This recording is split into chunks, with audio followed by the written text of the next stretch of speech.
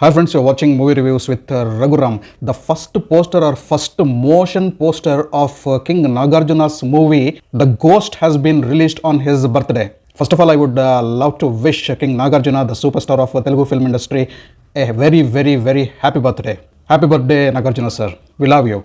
And Nagarjuna is not called as king for any other reason. He is graceful, he is ageless, he is a versatile actor, and at this age also he looks exactly, or he looks younger than his sons. Now coming to the poster Ghost, you can see Nagarjuna playing the lead role as a ghost, standing with a long sword in his hand which has been smeared with blood. The long sword with a curve at the end, or we can call it as a hook at the end. He is standing in a menacing way. He has put a long coat with a hood on his head, and in one hand, as I said, he is holding that blood smeared long sword. So that clearly shows Nagarjuna has killed someone or killed many people. Exactly in front of Nagarjuna, you can see many people kneeling and begging for his mercy. And those people don't look like Indians or Telugu people. In the backdrop you can see, I feel the movie has been shot in England. I feel it is the Big Ben Tower, and also the location seems to be, the geography seems to be England. You can see a river also there, and it is heavily raining. It is dark. So King Nagarjuna is not exactly looking like a ghost, but he is looking like a human being with a long coat and a hood and a sword in his hand.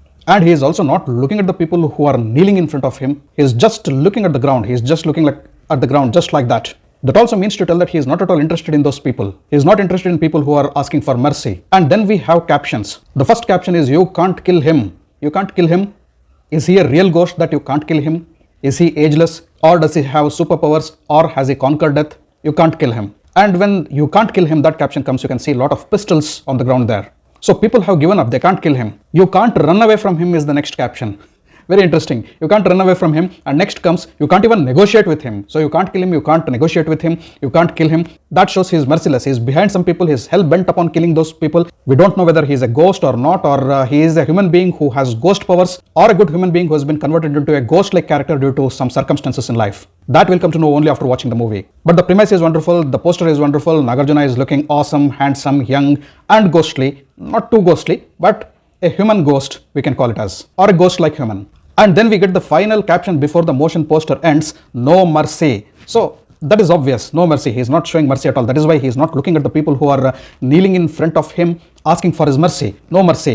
So that should be a very interesting movie to watch. You have powerful BGM in the motion poster. In the BGM, at the beginning of the motion poster, you can hear a sword slashing people and lot of blood sport or blood spilling out. And in the title Ghost, GHO, in O you can see the plus mark, the bullet mark, or whatever you can call it as. So that also hints towards something, a perfect aim or perfect target.